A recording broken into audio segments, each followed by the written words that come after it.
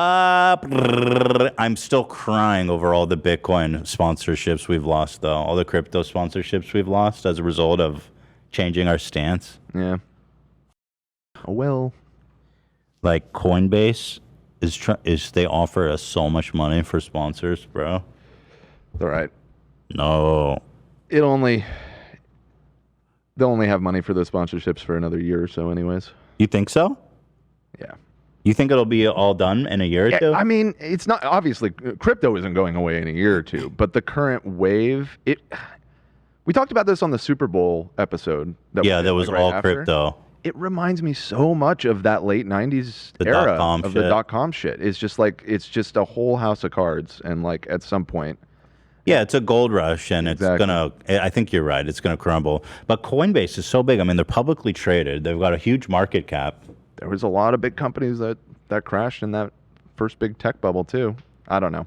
I could be totally off base on that, or maybe the big ones will survive, but you know the overwhelming ecosystem of scams is going to catch up with the space eventually. There was another huge creator, the Bad Bunny or whatever it was. There was this huge crypto one scam that just came out that like David Dobrik was involved in and the Paul brothers were involved in, and all this shit was like a $70 million.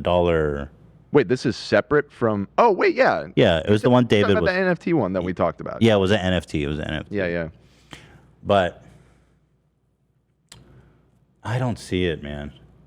I don't see it. And the only people making out like bandits are influencers who are getting paid flat fees, and all the people running it. You've got Stake Casino, which now basically owns Drake's entire Instagram feed. That shit is wild. I mean, of course they can pay Drake. They have literally no expenses. They make everything back. They probably almost don't pay anyone out. Board Bunny was the name of it. I mean, they rubbed that shit out of a shack. Yeah, it's running out of it. Or was that Rubet? I forget. No, that was Stake. Yeah, that was Stake headquarters. Was a Stake or was a shack in Curacao. Curacao, yeah. So, if you don't give a fuck how you make your money, then if you're an influencer, you know, crypto's a great spot. Knowledge. So here is do you want to look at? I kind of want to look at Drake's Instagram lately. How he's just turned into this Stake bitch boy. Yeah. What was it? Cam counted. It was like the last 5 out of 6 of his posts were all Stake ads. I just don't get how like Drake is so rich. He might be close to being worth $1 billion at this point, and I'm sure they're paying him insane money. But just how do you not care about how you're making your money?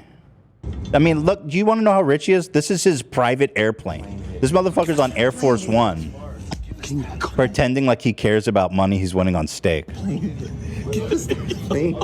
Give us that plane. Let's go. Yo, give us that plane hit. The caption is, the boy asked for a new coat. Thanks, Stake. Oh, it's just unrelated shit. More Stake stuff. Balance 2.8 million. And that's all their money. So I was wondering, how much does he have to pay Drake to be shit? Look at this. Look at this Stake post. It's just a straight ad, bruh. 2.8 million views. Like, holy golly. They got to be paying him like 10 million per post or something, I think. Genuinely. Yeah. It's wild. Because if Adin Ross was getting 2 million a month, and that month, he is nothing compared to Drake. Do you understand? And the perception of this too, because he's like a rapper or whatever, people just think it's cool as fuck, and they don't see a lot of his, people here probably don't see anything wrong with it. Wait, so how many were Stake related? This one's Stake related? I think Cam was referring to his story post. He had lots of story posts? Okay. Yeah, I think he's getting 10 million per post. I swear it. So God bless. All going to Stake headquarters. All in untraceable crypto, baby. Here it is, guys. Untraceable crypto. Hundreds of millions of dollars a month.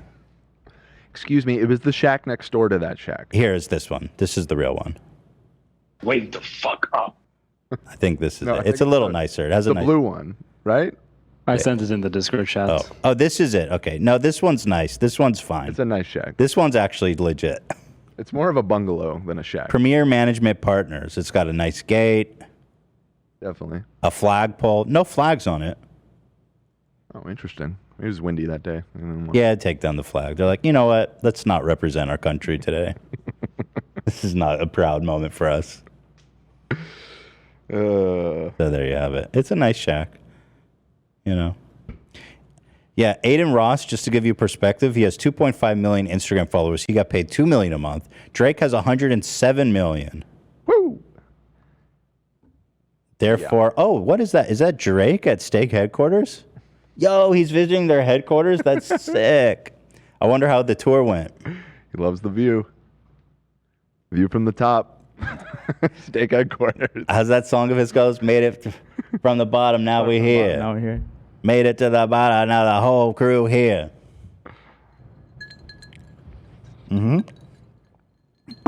I mean, they offered me, God, hundreds of thousands, easily. They both have highlights that show Steak in their bios. Aiden. Damn, bro. Oh, so Aiden's still doing Steak after all that shit? Seems like it. Yeah, of course he is. Yeah, Yeah, every 6 day. days ago. Oh, every day? Is he really still doing it? I mean, I see him live very often gambling. Probably not every day, but Yeah, he doesn't give a shit, and nobody does. Yeah. Nobody His cares. highlights are 1 day ago, 2 day ago. Yeah, every day. Nobody cares. Make 6 days.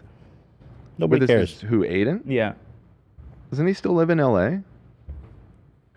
Yeah, definitely. How- Yeah, it's illegal. It's fucking illegal. Like, how is Twitch just let that happen? It's so weird.